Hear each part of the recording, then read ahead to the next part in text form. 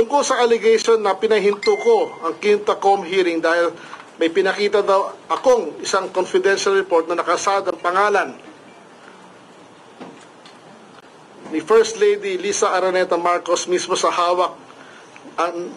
ang may hawak ng rice importers at involved sa rice smuggling, ito ho ay walang katotohanan. Fabricated lie ho to. Napakasinungaling talaga niya. Hindi rin totoo na involved si Martin Araneta sa onion importation or any smuggling or importation issue.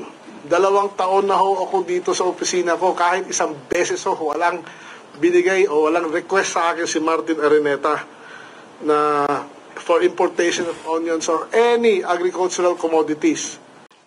Clean it up. Do what you have to do. Form your own team. Due to his marching orders, nag-umpisa rin ako mag-research at mag-imbestiga. Marami hong paratang si Saldico tungkol sa ibang commodity na hawak ng DA. Una sa lahat, asukal. Ang rami niyang sinabi tungkol sa sugar, pero ito ang totoong nangyari. Ito ang totoong naging experience ko sa kanya tungkol sa asukal. Sometime first week of March 2024, pinatawag niya ako para pumunta sa Manila Polo Town Homes para ipakilala ang isang major sugar importer.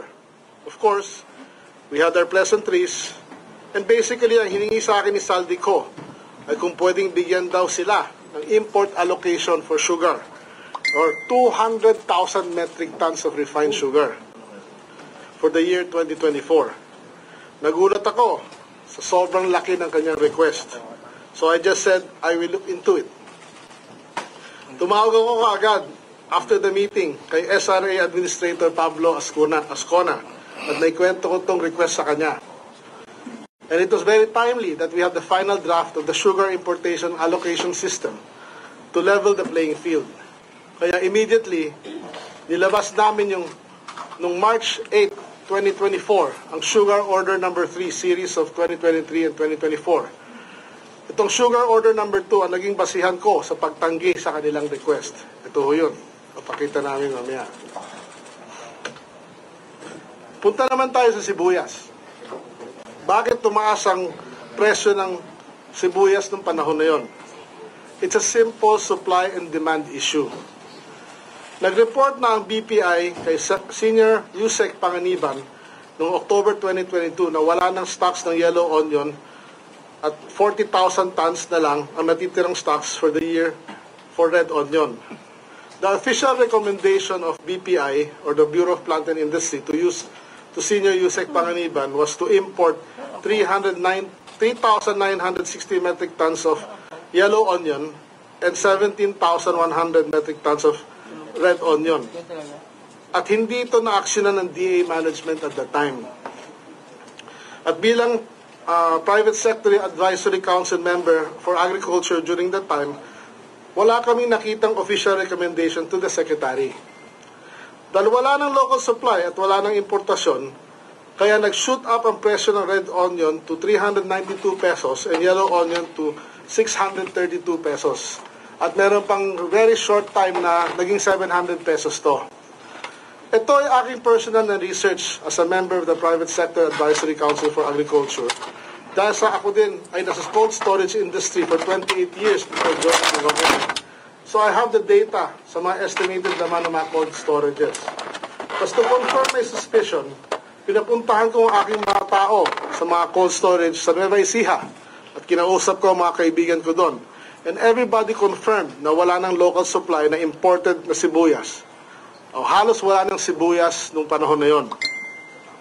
If may big-scale smuggling na nangyayari during that time, nakakasiguro ako na hindi tataas ng ganito ang presyo. Hindi ito logical. Hindi rin ako naniniwala at that time na may nag-hoard ng onions, contrary sa mga pinagsasabi ng mga iba.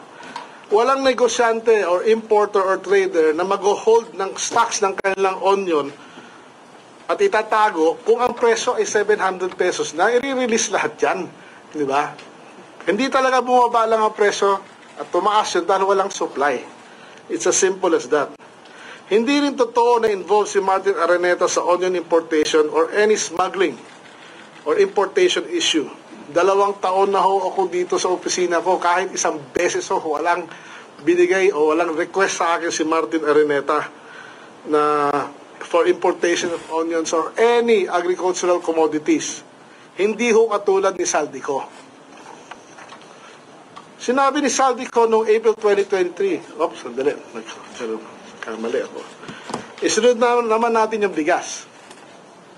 Sinabi ni Saldico noong April 2023 ay nagrekomenda siya ng 13 million metric tons na importation ng bigas kay Speaker Martin Romualdez para bumagsak ang presyo ng bigas sa ating bansa. Ay nako, buti na lang hindi siya nasunod. Dahil ang 13 million metric tons na bigas ay katumbas ng 20 million tons of palay. Yan ang kabuuang produksyon na pinaghirapan ng ating mga magigiting na magsasaka sa buong bansa sa loob ng 1 taon. Gusto pala niyang patayin ang kabuhayan ng ating mga magigiting na magsasaka habang pinag-iinteresan ni Saldico ang kaban ng bayan. Tungkol sa taripa, totoong nagtawag ng meeting si Speaker Martin Romualdez sa Polo Town Homes para pag-usapan ng taripa. Ang totoo niyan, ang rekomendasyon ni Saldico ay 0% tariff. Hindi kami ni Secretary Recto pumayag sa 0 tariff na kanyang suggestion. Ang position ni Sec Ralph during that time ay 20% and the DA's position was 25%. Ang final recommendation namin ay naging 15% dahil masyadong mataas ang world market price during that time. Tungkol sa pagbababa ng presyo ng bigas, bagamat ginawa ng 15% ng taripa ng July 2024, sinabi ko sa kanila, simula pa lang, hindi ganun kabilis ang pagbaba ng presyo ng bigas. At ang aking forecast actually was sa January 2025 pa ito mararamdaman. And I have press statements to prove that, no? Ang rason kaya hindi bababa kaagad ang presyo ay dahil maraming nag-import ng bigas sa mataas na presyo at sa mataas na taripa. Hindi naman santo ang ating mga importers at papayag na lang malugi sila ng malaki, di ba? Noong July 2024 din, na nung naitakda ang 15% tariff, tumaas pa ang world market price ng bigas at umabot ng $710 per metric ton. Kaya hindi agad mararamdaman ang epekto ng pagbabago ng taripa. Sa local rice naman, napakataas ho ng presyo ng bili ng mga traders and rice mills at ang presyo ng palay noon ay umaabot sa 27 to 30 pesos per kilo sa ilang probinsya. Kaya kahit ang local rice industry, hindi basta-basta magbababa ng presyo sa kanilang biniling palay sa mataas na presyo, di ba?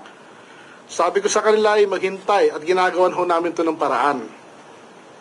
At ang unang solusyon sa pagbababa ng presyo sa merkado ay pag-implement ng Department of Agriculture ng P29 Rice for All program. Diba yung 29 peso rice natin noon? Ang mga sumusunod doon ay may pag-impose ng MSRP, Maximum Suggested Retail Price, na naging very effective sa pagbaba ng presyo ng bigas sa merkado. At nasaksihan niyo ito, lalo na sa mga media dito na sumama sa aming pag-iikot-ikot, di ba? Yun yung naging clincher eh. Kayo na magpapatunay nito. Tungkol sa allegation na pinahinto ko ang Quintacom hearing dahil may pinakita daw akong isang confidential report na nakasad ang pangalan ni First Lady Lisa Araneta Marcos mismo ang may hawak ng rice importers at involved sa rice smuggling. Ito ho ay walang katotohanan. Fabricated lie ho to. Napakasinungaling talaga niya. The First Lady has never meddled in any DA matters. Hindi kailanman nakialam ang ating First Lady. Ito ho yung confidential report na sinubmit namin sa Kongreso. Wala ho ang pangalan ni First Lady dito. Napakasinungaling talaga. Sandali, may tumatawag. Naglabas din kahapon ng pahayag si Kong Mark Inverga bilang Committee Chair of Agriculture and Co-Chair of the Quintacom na illogical and absurd ito. Hindi rin totoo na pumunta ako sa Manila Polo Town Homes para pagalitan lang nila. Hindi rin ako humingi ng paumanhin sa kanila. I do not use the word naive. It is not part of my vocabulary. Medyo social yun yata. Tuwing ako ay napupunta ron for official business only, specifically for the department's legislative agenda. Sa isda naman tayo.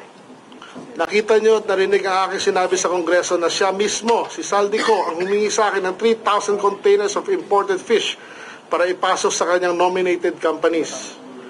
Ito po yung kanyang text sa akin. Evidence ko to. Ako, pwede kong pakita sa inyo to. But under the law pala, I just found out na kung gusto nyo makita to, kailangan may consent din ni Saldico. So, Saldico, magbigay na ng consent mo para makita nila ng public na to. Pakilang. Diba? Malinaw na hindi ko siya pinagbigyan at alam niyo ng lahat yon.